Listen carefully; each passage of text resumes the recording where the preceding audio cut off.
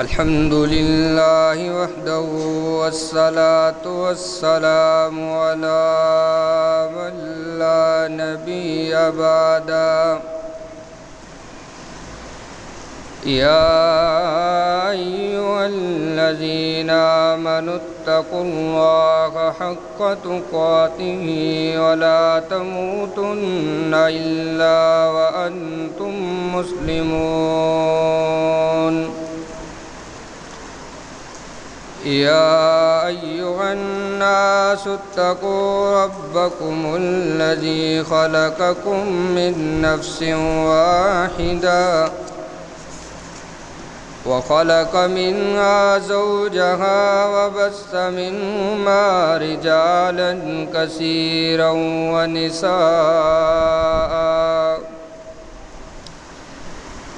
واتقوا الله الذي تساءلون به والأرحام إن الله كان عليكم رقيبا يا أيها الذين آمنوا اتقوا الله وقولوا قولا سديدا يصلح لكم أعمالكم ويغفر لكم ذنوبكم ومن يطع الله ورسوله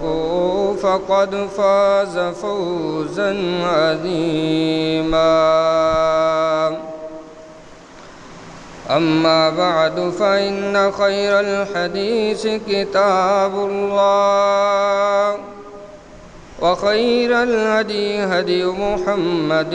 صلى الله عليه وسلم وشر الأمور محدثاتها وكل محدثة بدعة وكل بدعة ضلالة وكل ضلالة في النار رب اشرح لي صدري ويسر لي أمري واحلل عقدة من لساني يفقهوا قولي رب زدني علما اللهم رب زدني علما وعملا وفهما سبحانك لا علم لنا إلا ما علمتنا إنك أنت العليم الحكيم اللهم صل على محمد وعلى آل محمد كما صليت على إبراهيم وعلى آل إبراهيم إنك حميد مجيد أعوذ بالله السميع العليم من الشيطان الرجيم بسم الله الرحمن الرحيم يا أيها الذين آمنوا لا تقدموا بين يدي الله ورسوله واتقوا الله إن الله سميع عليم وقال صاحب القرآن صلى الله عليه وسلم من يرد الله به خيرا يفقهه في الدين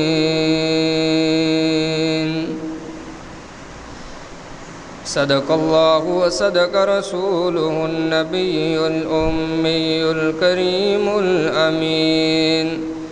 ونحن على ذلك لمن الشاهدين والشاكرين والحمد لله رب العالمين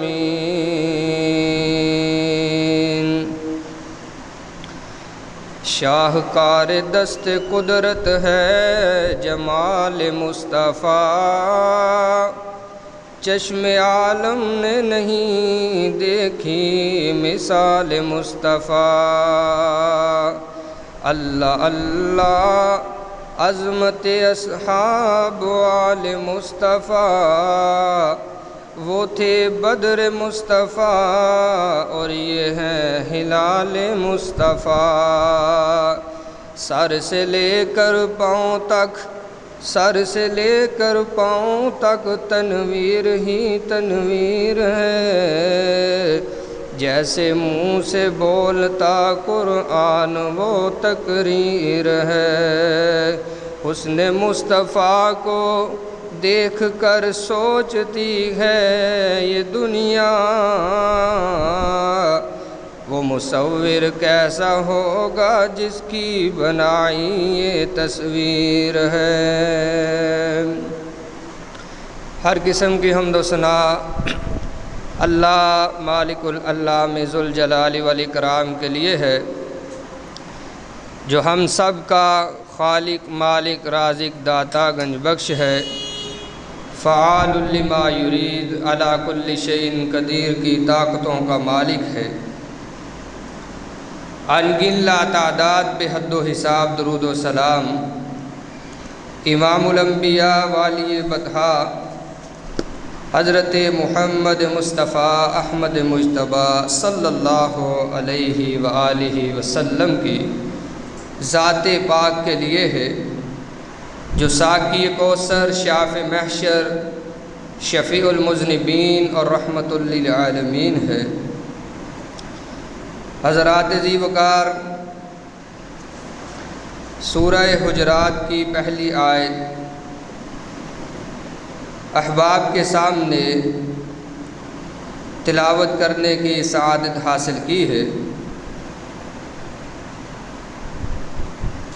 انشاءاللہ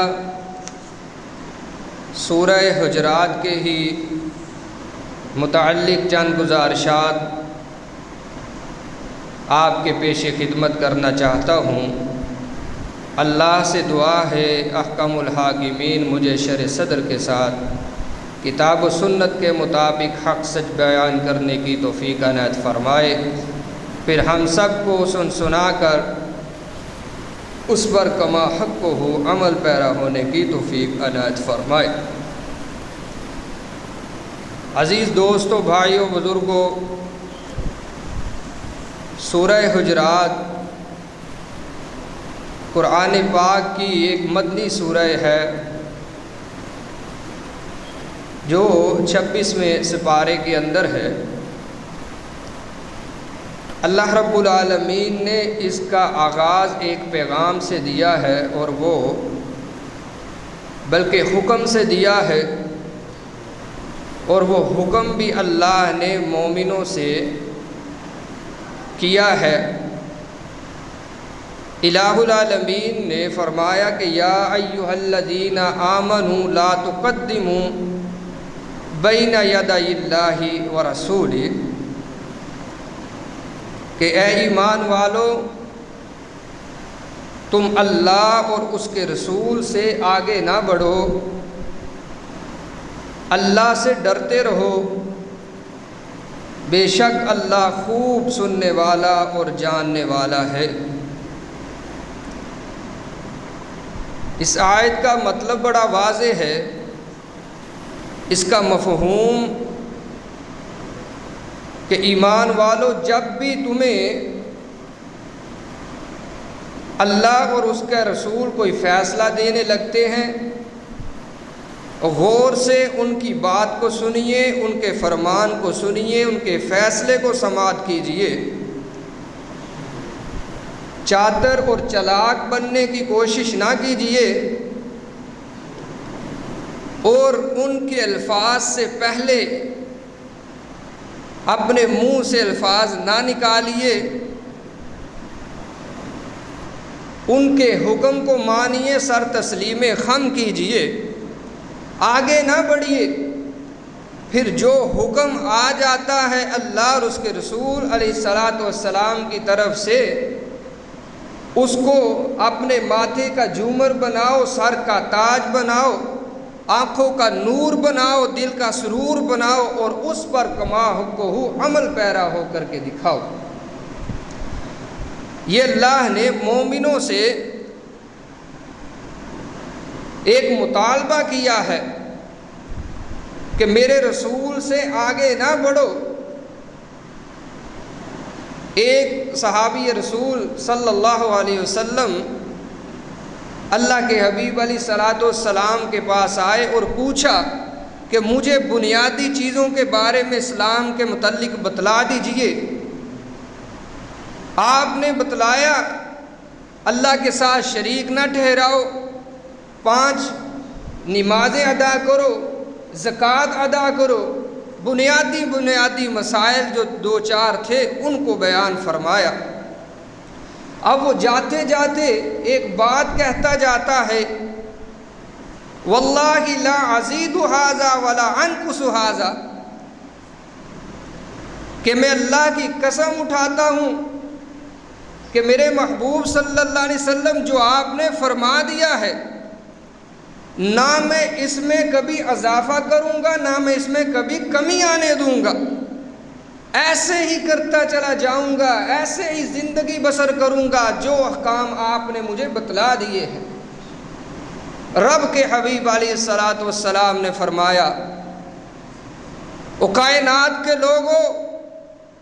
اگر تم دنیا میں چلتا پھرتا جنتی دیکھنا چاہتے ہو تو وہ میرے صحابی کو دیکھ لو۔ کتنی بڑی گارنٹی دی ہے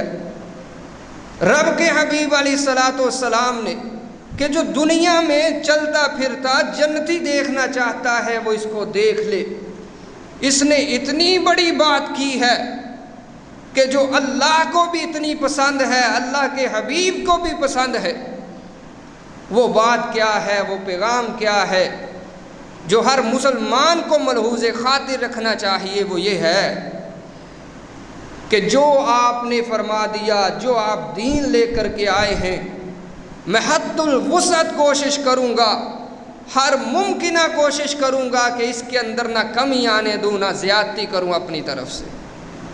دین کے اندر اگر کوئی کمی کرتا ہے تو وہ بھی نقصان دہ ہے،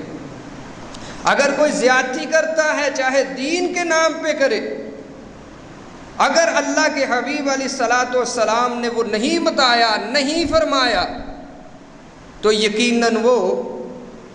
اضافہ جو ہے اچھا سمجھ کے کیا گیا ہے وہ نقصان دہ ہے۔ صحیح بخاری کے اندر حدیث موجود ہے، رسول اللہ صلی اللہ علیہ وسلم فرماتے ہیں قیامت کے دن حوض کوثر پر جب میں لوگوں کو جام کوثر پلا رہا ہوں گا، کیا خوب ہے جام کوثر، آپ نے فرمایا جو ایک گھونٹ پیے گا 50,000 سال کا دن یوں سمجھو آنکھیں بند کر کے گزر گیا ہے، دوبارہ اس کو پیاس نہیں لگے گی۔ اللہ ہم سب کو بھی اس کی توفیق عطا فرما دے۔ میرے عزیز دوستو بھائیو، آپ پلا رہے ہیں، آپ فرماتے ہیں کچھ آئیں گے آنے والے، ان کی اور میرے درمیان رکاوٹ حائل کر دی جائے گی۔ آپ اندازہ لگا لیجئے، نوٹ فرما لیجئے میرے عزیز دوستو، اگر کوئی بندہ دین کے اندر زیادتی کرتا ہے یا کمی کرتا ہے، نقصان کس قدر ہے، کتنا نقصان ہے، کوئی تخمینہ نہیں لگا سکتا۔ آپ نے فرمایا میرے اور ان کے درمیان رکاوٹ حائل کر دی جائے گی۔ میں پوچھوں گا یہ کیا ماجرا ہے، یہ کون ہے؟ ان کے وضو کے اعضاء بھی چمک رہے ہیں، ان کے چہرے دمک رہے ہیں، روشنائیاں اور نور پھوٹ رہا ہے چہروں سے، پھر میرا اور ان کا جو ہے وہ علیحدگی کیوں کروا دی گئی؟ فرمایا جائے گا انک لا تدری ما احدثوا بعدک، کہ میرے محبوب صلی اللہ علیہ وسلم آپ جانتے نہیں ہیں یہ وہ لوگ ہیں کہ جنہوں نے آپ کے دین کے اندر زیادتی کر دی تھی، کچھ کمی کر دی، کہیں زیادتی کر دی، وہ دین نہیں رہنے دیا جو آپ بڑی امانت داری سے لوگوں کے ہاتھ میں تھما کر کے آپ نے پوچھا تھا کہ لوگوں گواہی دیتے ہو میں نے دین کو بالکل حق پہنچا دیا ہے، جو حق تھا دعوت و تبلیغ کا میں نے وہ ادا کر دیا ہے۔ خطبہ حجۃ الوداع کے بعد تو سارے لوگوں نے فرمایا جی اللہ کے رسول آپ نے تو حق کے تبلیغ ادا کر دیا ہے، نہ کوئی جز چھوٹا سا رہنے دیا ہے،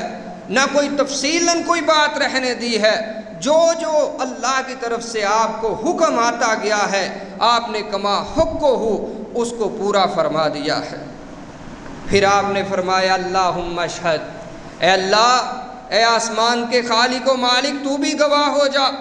جو تو نے کہا تھا، جو تو نے مجھے پیغام دیا، میرے ذمے لگایا، میں نے ہو بہو وہی پہنچایا ہے، تکلیفیں برداشت کرنا پڑی کر لی ہے، میں نے دکھ سہنے پڑے سہے ہیں، اپنوں کو بیگانہ کیا ہے، بیگانوں کو دور کیا ہے اپنے سے اور تکلیفیں اٹھائی ہیں، وجہ صرف یہی تھی کہ دین خالص جو اللہ کی طرف سے تھا، جس کے بارے میں قرآن فرماتا ہے اتبعوا ما انزل الیکم، کہ میرے محبوب صلی اللہ علیہ وسلم جو آپ کی طرف اللہ کی طرف سے آتا ہے اس کی پیروی کریں، لوگوں کو چھوڑ دیجئے، میں نے وہ دین پہنچایا ہے، اللہ تو بھی گواہ ہو جا۔ فرمایا اس دین کے اندر کمی پیشی کی گئی ہے، زیادتی کرنے والے ہیں یہ لوگ۔ آپ فرمائیں گے سحقن سحقن لمن غیر بعدی، میری نظروں سے ان کو دور کر دیجئے، میرا ان سے کوئی تعلق نہیں ہے۔ میرے عزیز دوستو بھائیو، یہ بات معمولی نہیں ہے کہ ہم اس کام کو ثواب سمجھ کے کرنا شروع کر دیں، اس کام کو آگے بڑھائیں جو ہمارے پیارے آقا و مولا جناب محمد الرسول اللہ صلی اللہ علیہ وسلم نے ہمیں بتلایا نہیں ہے، ہمیں کر کے نہیں دکھایا۔ وہ نیکی نہیں ہے۔ ہر مسلمان کا ایمان ہونا چاہیے کہ وہ نیکی نہیں جو آپ علیہ الصلاۃ والسلام نے نہیں فرمائی، جو آپ نے کی نہیں ہے، بلکہ آپ نے گارنٹی دی کہ میں نے ہر جنت کے قریب کر دینے والا عمل بتا دیا، ہر وہ بھی عمل بتا دیا، کر کے دکھا دیا جو جہنم سے دور کرتا ہے اور جنت کے قریب کرتا ہے۔ اس لیے اللہ فرماتے ہیں یا ایھا الذین آمنوا لا تقدموا بین یدی اللہ ورسولہ، کہ میرے محبوب صلی اللہ علیہ وسلم سے آگے نہ بڑھو، جو دے دیں وہ لے لو اور جس سے منع کر دے اس سے رک جاؤ، جہاں روک دیں وہاں رک جاؤ، جہاں چلانے کا حکم دے وہاں چل کے دکھا دو۔ یہ اسلام ہے، یہ اتباع ہے رسول اللہ صلی اللہ علیہ وسلم کی، یہ محبت ہے، یہ آقا علیہ الصلوۃ والسلام کا حق ہے امت کے اوپر۔ اس حق کو ادا کرنا ہے ہم نے اور آپ نے، کہ جو حکم مصطفیٰ جہاں جائے وہاں سر تسلیم خم ہے، مصور کھینچ وہ نقشہ کہ جس میں یہ صداقت ہو، ادھر حکم محمد ہو، ادھر گردن جھکائی ہو، ایسی جو ہے منظر کشی جو ہے وہ کر کے دکھانی ہے ہم نے۔ میرے عزیز دوستو بھائیو، یا ایھا الذین آمنوا لا تقدموا بین یدی اللہ ورسولہ، کہ میرے محبوب سے آگے نہیں بڑھنا، جہاں حکم محمد آ جائے صلی اللہ علیہ وسلم وہاں پر عمل کر کے دکھانا ہے۔ بے شمار مثالیں صحابہ کرام سے، اولیاء اعظام سے ملتی ہیں کہ کہاں کہاں جہاں جہاں حکم محمد وہ سن لیتے تھے صلی اللہ علیہ وسلم اور اپنی گردنوں کو جھکا دیا کرتے تھے۔ آپ دیکھیے شراب کی حلت کا حکم آ جاتا ہے، اللہ کے حبیب علیہ الصلوۃ والسلام کا پیغام رساں جا کر کے پیغام دیتا ہے کہ لوگوں شراب حرام کر دی گئی ہے۔ کیا جذبہ تھا صحابہ کرام کا، کیا کہنے ان کے ایمان کے،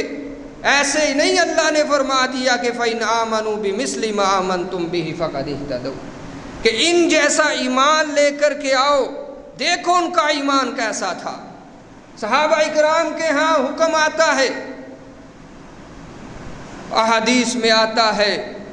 کہ مدینے کی گلیوں کے اندر شراب پانی کی طرح بہہ رہی تھی،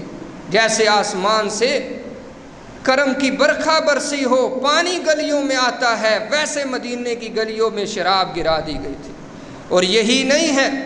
بلکہ یہاں تک کہ جس نے اپنے منہ کے ساتھ لگایا تھا گلاس شراب کا، اس نے اس گلاس کو پھینک دیا جس کے منہ میں چند قطرے شراب تھے۔ حکم محمد صلی اللہ علیہ وسلم سن کر اس نے بھی اس کو کلی کر کے باہر پھینک دیا کہ یہ میرے نبی کو پسند نہیں، مجھے کیسے پسند آ جائے۔ وہ ایک صحابی کا واقعہ مشہور کہ جس نے سونے کی انگوٹھی پہنی ہوئی تھی. ہمارے آج بہت سارے مسلمان بھی سونا بڑے شوق سے بڑے روب سے ڈالتے ہیں. آپ نے دیکھا، آپ نے فرمایا مردوں کے لیے حلال نہیں ہے. آپ نے اس کی انگوٹھی کو پسند نہیں کیا، نظر پھیر لی، اس نے انگوٹھی کو اتارا اور چلتے رستے میں پھینک دیا. کسی کہنے والے نے کہا نا کہ عورتوں کے لیے تو حلال ہے، بہن بیٹی کو پہنا دینا، بیوی کو پہنا دینا. اس نے اٹھا لی، نہیں اٹھائی. کہا کہ جس کے اوپر میرے محبوب کی نظر رحمت نہیں پڑی،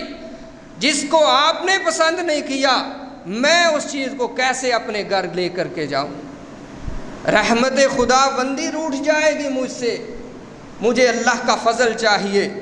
اللہ کی خوشنودی چاہیے، اللہ کے حبیب علیہ الصلاۃ والسلام کی خوشنودی چاہیے. یہ مجھے سونا چاندی نہیں چاہیے. ایک حکم آیا، لوگوں آؤ قتال کے لیے نکلنا ہے.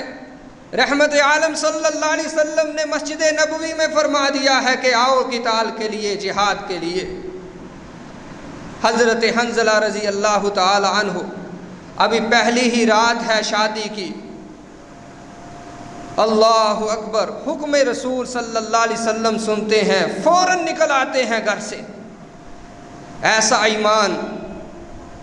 میرے عزیز دوستو، کائنات نے تاریخ نبی کے صحابہ کے ایمان اور اتباع مصطفیٰ اپنے محبوب کی اطاعت کی مثال نہیں پیش کر سکتی. جتنے یہ مطیع تھے، اللہ نے بار بار قرآن پاک میں سمینا و اطعنا فرمایا ہے کہ اللہ کے حبیب ہم نے سن لیا، اب ہم کر کے دکھائیں. یوں سمجھیے کر کے دکھا دیا ہے. حضرت حنظلہ نکلتے ہیں جہاد کے لیے، شہید ہو جاتے ہیں. بیوی بعد میں بتاتی ہے کہ اللہ کے رسول صلی اللہ علیہ وسلم غسل جنابت فرض تھا، غسل کے بغیر نکلے ہیں، غسل دے دیجئے. آپ علیہ الصلاۃ والسلام فرماتے ہیں حنظلہ کی بیوی کو پیغام دے دو، یہ کوئی حنظلہ عام نہیں ہے، یہ تو وہ ہے کہ جس کو آسمان کے فرشتوں نے غسل دے دیا ہے. تم خاکی مخلوق کے غسل کی بات کرتے ہو، آسمان کی نورانی مخلوق نے غسل دیا ہے حنظلہ کو. جو حکم محمد صلی اللہ علیہ وسلم سن کے نکلتا ہے، جو برسرے پیدان آتا ہے، تعمیل کرتا ہے حکم محمد صلی اللہ علیہ وسلم کی، اللہ ایسے نوازتے ہیں میرے عزیز دوستو. اس لیے اللہ فرماتے ہیں یا ایھا الذین آمنوا لا تقدموا بین یدی اللہ ورسولہ، اللہ اور اس کے رسول سے آگے نہ بڑھیے گا. دوسری آیت میں اللہ فرماتے ہیں، فرمایا یا ایھا الذین آمنوا لا ترفعوا اصواتکم فوق صوت النبی ولا تجهروا بالقول كجهر بعضكم لبعض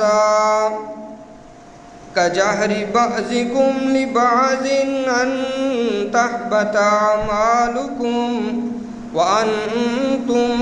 لا تشعرون. الہ العالمین نے فرمایا ایمان والو، میرے پیغمبر صلی اللہ علیہ وسلم سے اونچی آواز بھی تمہاری نہیں ہونی چاہیے. جس طرح آپس میں ایک دوسرے کو مخاطب کرتے ہو، باتیں کرتے ہو، اس طرح میرے نبی سے بات نہیں کرنی، مخاطب اس طرح نہیں کرنا. بلکہ ادب کا تقاضا یہ ہے کہ میرے جب محبوب آپ کی مجلس میں ہوں تو اونچی آواز سے بات نہیں کرنی، اور نہ اس طرح بلانا ہے جس طرح تم ایک دوسرے کو بلاتے ہو، ایسے بھی نہیں کہنا. ایک دفعہ حضرت عمر اور حضرت ابو بکر رضی اللہ تعالی عنہ رسول اللہ صلی اللہ علیہ وسلم کی مجلس میں امارت کا اختلاف ہو گیا. آپ نے کسی کو امیر بنایا، ایک کہتا ہے کہ ایسے نہیں ہونا چاہیے، اس کو امیر نہیں بننا چاہیے. عمر رضی اللہ تعالیٰ عنہ سے حضرت ابو بکر فرماتے ہیں کہ آپ نے تو میرے جو ہے بات کی مخالفت کرنے کا سوچا ہوا ہے، آپ نے تو میری مخالفت ہی کرنی تھی۔ حضرت عمر فرماتے ہیں کہ نہیں نہیں یا شیخ، میری یہ جو ہے ذرا بھی نیت نہیں تھی کہ میں آپ کی مخالفت کروں۔ آواز اونچی ہو جاتی ہے، اللہ کے حبیب علیہ السلام بھی موجود ہیں، اللہ کا قرآن نازل ہوتا ہے، فرمایا یا ایھا الذین آمنوا لا ترفعوا اصواتکم فوق صوت النبی ولا تجہروا بالقول کجہر بعضکم لبعض ان تحبط اعمالکم وانتم لا تشعرون۔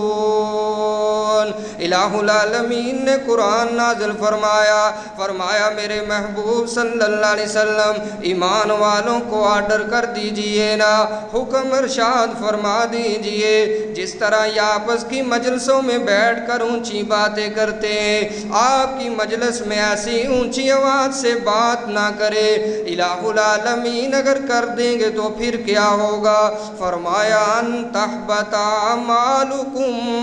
ایسے لوگوں کے میں سارے اعمال ہی ضائع کر دوں گا،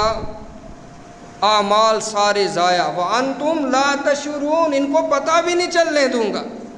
جو میرے محبوب کی گستاخی، یہ گستاخی شمار ہوگی۔ آپ کو پتہ ہے ادب کا تقاضا بھی یہی ہے، ادب کا تقاضا یہی ہے کہ جب کوئی بڑا ہو تو چھوٹے بات کرے ہی نہ، اگر کرنی بھی پڑے تو بڑے ہی دھیمے انداز کے اندر، الفاظ کا چناؤ بہترین ہو، الفاظ کا انداز جو ہے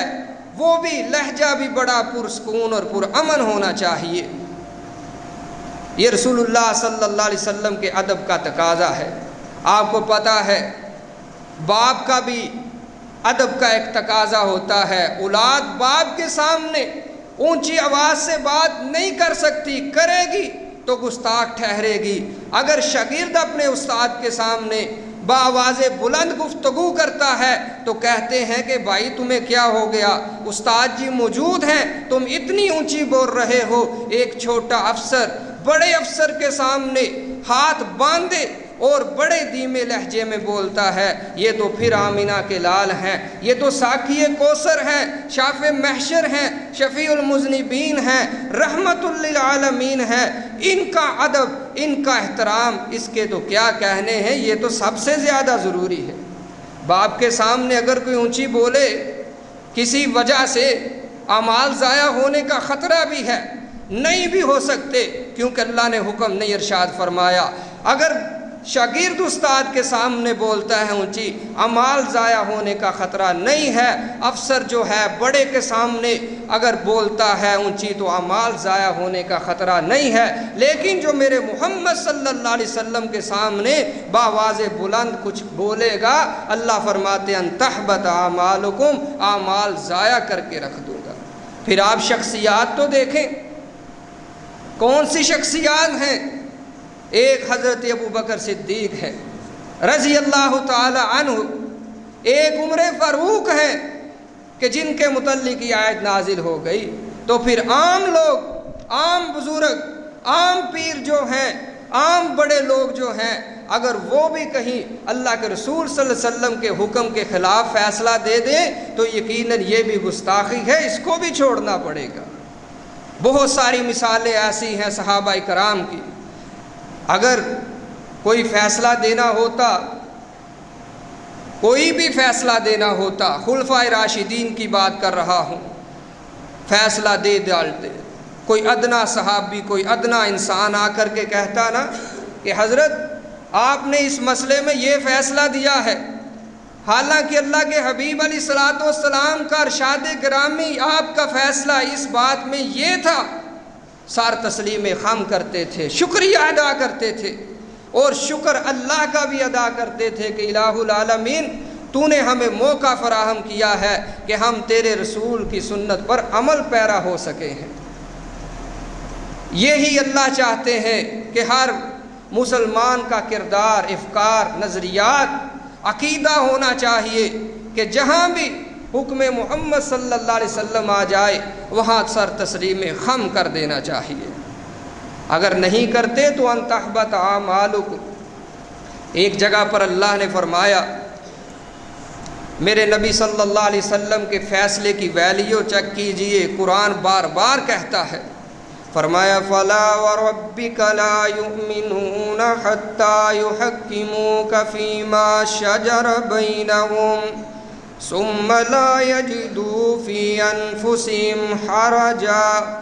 مِّمَّا قَضَيْتَ وَيُسَلِّمُوا تَسْلِيمًا۔ کائنات کے لوگوں سن لو، فَلَا وَرَبِّكَ لَا يُؤْمِنُونَ، میرے محبوب مجھے آپ کے رب ہونے کی قسم ہے، اللہ قسم اٹھاتے ہیں، فرمایا لا یؤمنون، کوئی بھی مومن نہیں ہو سکتا، کسی کا بھی ایمان قابل قبول نہیں ہو سکتا، الہ العالمین کب تک نہیں ہو سکتا؟ فرمایا لا یؤمنون حتی یحکموک فیما شجر بینہم، اگر دو بندوں کے درمیان میرا محبوب فیصلہ کر دے، اگر تو اس فیصلے کو نہیں مانتے، نہیں بلکہ یہ نہیں فرمایا فیصلے کو بھی مان لے، پھر بھی مومن نہیں ہو سکتے۔ لا یؤمنون حتی یحکموک فیما شجر بینہم ثم لا یجدوا فی انفسہم حرجا، ان کے دل کے اندر شک بھی نہیں ہونا چاہیے، جو فیصلہ رسول اللہ صلی اللہ علیہ وسلم نے دیا ہے یہ نہ سمجھے کہ اب میں نے تو کلمہ پڑھا ہے، اب میری مجبوری ہے کہ میں ان کا حکم مان لوں۔ نہیں، فرمایا اگر دل کے اندر کوئی تردد بھی ہوا، کوئی میرے محبوب کے فیصلے کے متعلق شک بھی ہوا، پھر بھی تمہارا ایمان قابل قبول نہیں۔ فرمایا وَيُسَلِّمُوا تَسْلِيمًا، دل کی گہرائیوں سے میرے نبی کے فیصلے کو اپنے اوپر صادر کرنا ہے، ماننا ہے، پھر تم مومن بنو گے۔ کب مومن بنو گے؟ جب دل سے، دل کی گہرائیوں سے مانو گے اس فیصلے کو جو فیصلہ مصطفی ہے صلی اللہ علیہ وسلم۔ ایسے نہیں ہے، یہ آمنہ کے لال علیہ السلام کی اطاعت کی بات ہو رہی ہے، میرے عزیز دوستو آپ کی فرما برداری کی بات ہو رہی ہے، کسی عام شخص کی بات نہیں ہے۔ دنیا میں کسی کی بات کو مانا بھی جا سکتا ہے، چھوڑا بھی جا سکتا ہے، اس کے اوپر عمل بھی کیا جا سکتا ہے، چھوڑ دو پھر بھی کوئی بات نہیں ہے۔ لیکن آمینہ کے لال علیہ السلام کائنات میں واحد ہستی ہیں کہ جن کے حکم کو چھوڑا جا سکتا نہیں ہے۔ اگر چھوڑ دیا جائے گا یا آپ کے عمل کو چھوڑ دیا جائے، آپ کے طریقے کو چھوڑ دیا جائے، خدا کی قسم ہے اللہ فرماتے ہیں ان تحبط اعمالکم، تمہارے اعمال چاہے کتنے ہی اچھے کیوں نہ ہو، تہجد گزار کیوں نہ ہو، کتنے ہی تم نے حج اور عمرے کیوں نہ ادا کیے ہوں، کتنی ہی تم ثقافتیں کرنے والے کیوں نہ ہو، تمہاری نمازوں کو میں قبول نہیں کرتا، تمہارے حجوں کو میں قبول نہیں کروں گا، تمہاری تہجد کو قبول نہیں کروں گا، جب تک تو وہ سارے کام میرے نبی کے حکم کے تابع نہیں ہو جاتے۔ قل ان کنتم تحبون اللہ، صحابہ کرام نے عرض کیا اللہ کے رسول صلی اللہ علیہ وسلم ہم اللہ سے محبت کرتے ہیں، اللہ بھی ہم سے محبت کرتا ہے کہ نہیں کرتا؟ ہم یہ دیکھنا چاہتے ہیں، کوئی پیمانہ ہمارے لیے وضع کر دیجئے، بنا دیجئے کہ جس کسوٹی کے اوپر ہم دیکھیں کہ اللہ بھی ہمارے جذبے کی قدر کرتا ہے کہ نہیں کرتا، ہم سے محبت کرتے ہیں کہ نہیں کرتے۔ قرآن آیا، فرمایا قل ان کنتم تحبون اللہ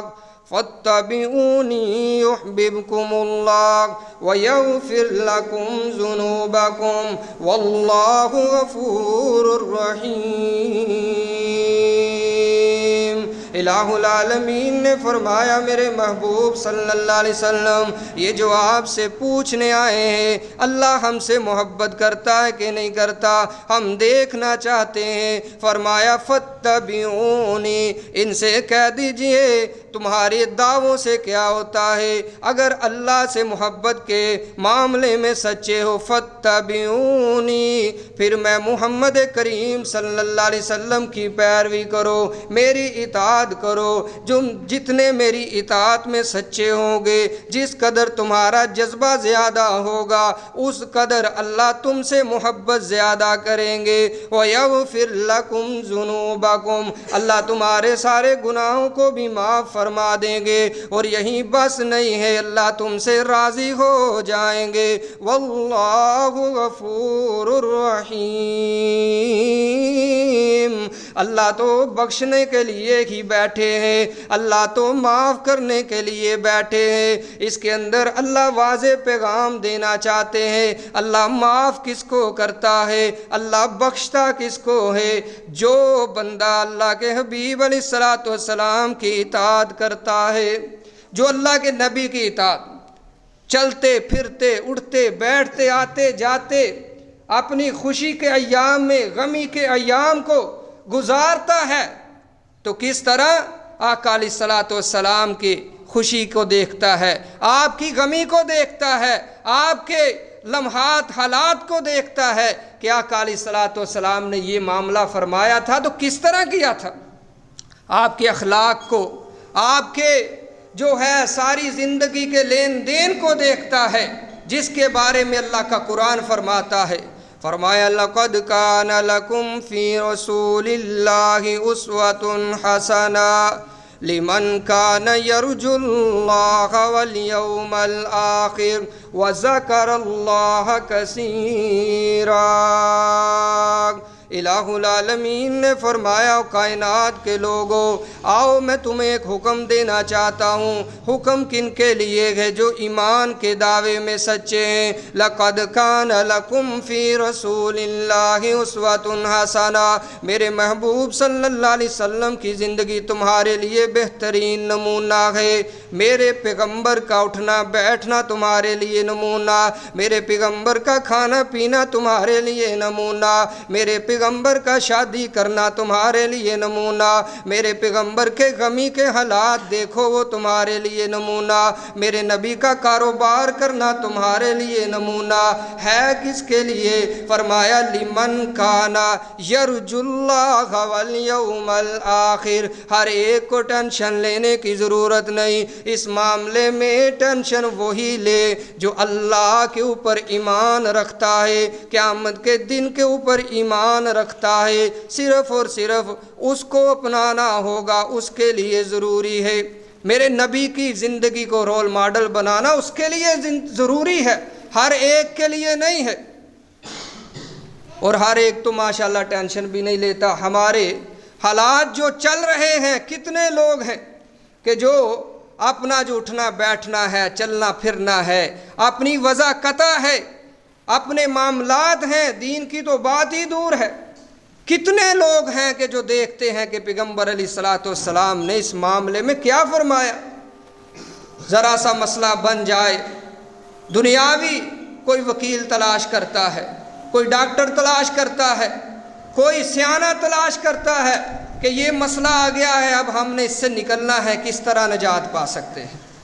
کائنات کے لوگوں کو کھنگال ڈالتے ہیں، لیکن دینی مسئلہ بھی کبھی کسی نے پوچھا، وہ بہت کم نظر آتے ہیں کہ حضرت جی یہ بتلائیے کہ اللہ کے نبی صلی اللہ علیہ وسلم کا لباس کیسا تھا، آپ کے کھانے پینے کے انداز کیسے تھے، آپ کا حلیہ مبارک کیسا تھا، چہرہ پر انوار کیسا تھا، آپ کے بالوں کے حالات کیا تھے، کٹنگ کیسی تھی، آپ کا پجامہ اور جو آپ شلوار پہنتے تھے وہ کیسی ہوتی تھی، آپ کا امامہ کیسا تھا، کبھی یہ بھی چیزیں پوچھی ہیں کسی نے؟ یہ ہم سے کوئی پوچھنے والا نہیں ہے، بلکہ دم کروانے کے لیے آئیں گے، جب مرض بڑھتا ہے تو چلو قاری صاحب کے پاس دم کے لیے جاتے ہیں، اس کے سوا قاری صاحب کا کوئی معاشرے کے اندر جو ہے وہ تعلق نظر نہیں آتا، حالانکہ یہ بات ہمارے لیے المیہ ہے، اللہ کی قسم ہے۔ آئیے اللہ فرماتے ہیں لا تقدموا بین یدی اللہ ورسولہ، کہ میرے محبوب صلی اللہ علیہ وسلم سے آگے نہ بڑھیے، میرے نبی کی سیرت کو اپنائیے، آپ کی صورت کو اپنائیے، حیات طیبہ کو اپنائیے، اگر کامیابی چاہتے ہو دنیا اور آخرت میں، اور اگر محبت رسول صلی اللہ علیہ وسلم میں سچے ہو تو پھر میرے نبی کی زندگی کو اپنی زندگیوں کے اوپر اپلائی کرو۔ اگر نئی ضرورت، اگر نئی محبت کرتے، اگر نئی تمہیں احساس ہے، اگر قیامت کے دن اللہ کے نبی علیہ الصلوۃ والسلام کے سامنے کھڑے ہونے کی کوئی فکر نہیں ہے، آپ کے ہاتھ سے حوض کوثر کا جام پینے کی کوئی فکر نہیں ہے، تو پھر یقیناً شتر بے مہار چلتے جائیے، جیسے تمہارا دل کرتا ہے کیجئے، پھر تمہیں کوئی پوچھنے والا نہیں ہے۔ لیکن قیامت کا دن آنے والا ہے، قبر میں پوچھا جائے گا، حشر میں پوچھا جائے گا۔ ایسے ہی نہیں ہے عام معمولات کے اندر کوئی کسی کو آسانی سے گزرنے نہیں دیتا، جانچ پڑتال ہوتی ہے،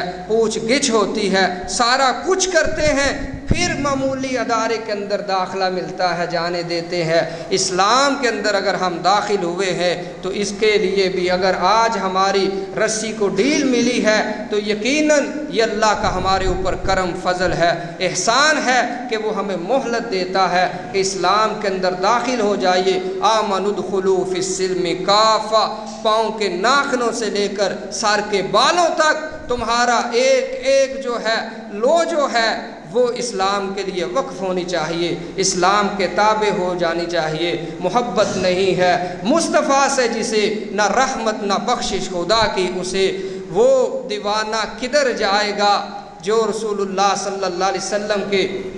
افکار کو، آپ کی زندگی کو نہیں اپناتا۔ قیامت کے دن اگر کسی نے کام آنا ہے، سفارش کرنی ہے، شفاعت ہونی ہے، تو یقیناً وہ آمینہ کے لال علیہ الصلوۃ والسلام ہے۔ قرآن کہتا ہے یوم لا تملک نفس لنفس شیئا۔ میرے عزیز دوستو بھائیو، نفس و نفسی کا عالم ہوگا، گنہگار تو گنہگار، سیاہ کار بھی ڈر رہے ہوں گے، اولیاء بھی ڈر رہے ہوں گے، حتیٰ کہ اللہ کے انبیاء بھی ڈر رہے ہوں گے، اور ساری دنیا آئے گی انبیاء کے پاس، آدم علیہ السلام کے پاس، نوح علیہ السلام کے پاس، جناب ابراہیم کے پاس، اسماعیل ذبیح اللہ کے پاس، موسیٰ کلیم اللہ، عیسیٰ روح اللہ کے پاس آئیں گے، لیکن سارے انبیاء بھی ہاتھ کھڑا کریں گے کہ آج ہم کام نہیں آنے والے۔ اگر سفارش کروانی ہے تو جائیے وہ آخری پیغمبر خاتم المرسلین، ختم نبوت جن کے اللہ نے سر کے اوپر تاج سجا کر کے بھیجا تھا، وہ محمد کریم صلی اللہ علیہ وسلم ہے،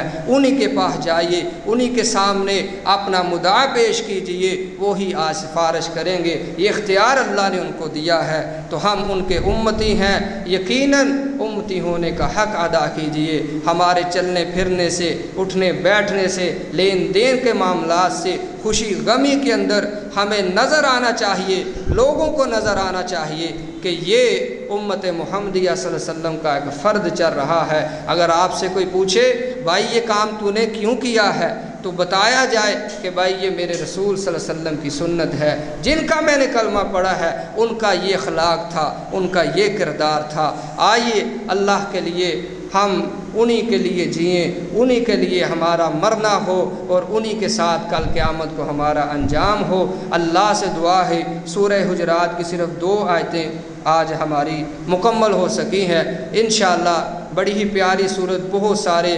احکامات اس کے اندر اللہ رب العالمین نے بیان فرمائے ہیں جو سننے کے قابل ہیں اور قابل عمل بھی ہیں۔ تو ذوق شوق کے ساتھ تشریف لائیے گا، انشاءاللہ اگلے جمعے جو رہا ہے وہ بیان کرنے کی کوشش کریں گے۔ اللہ تعالیٰ سے دعا ہے جو کچھ سنایا اللہ عمل پیرا ہونے کی توفیق عطا فرمائے۔ جب تک ہم زندہ ہیں حالت اسلام پر، جب موت آئے حالت ایمان پر، آخری وقت پہ اللہ ہم سب کو کلمہ توحید پڑھنے کی توفیق عنایت فرمائے۔ واقول قولی ھذا واستغفر اللہ لی ولکم ولسائر المسلمین والمسلمات۔